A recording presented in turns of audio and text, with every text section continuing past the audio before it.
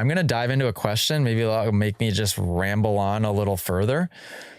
Again, get inside the app to submit your questions. We've got some OGs, I think. Let's see. Let's start with, we got RMZ.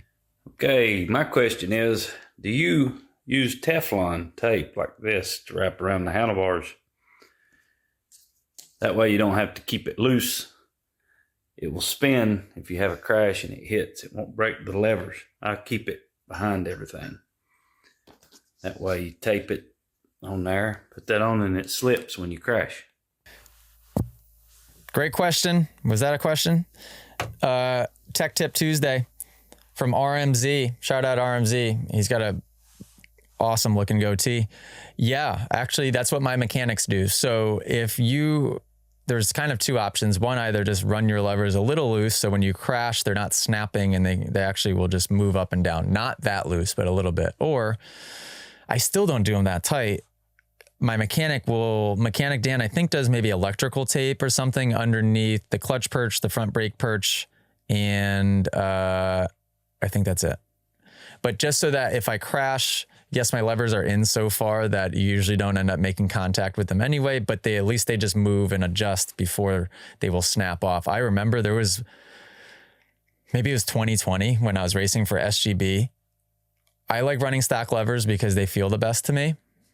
So I insisted on running stock levers, but the way that they were adjusted on the bike, I think they were just far enough out to where they were either level with or past the grip.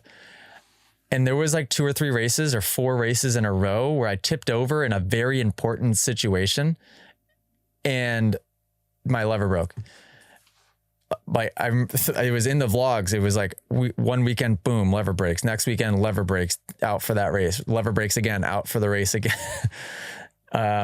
And I've learned my lesson, move those levers in, because I haven't had a lever break, knock on wood, since 2020. Good question, RMZ. If you guys enjoyed this podcast clip and you want to listen to full episodes, go download them. Spotify, Apple Podcasts, and I think that's it.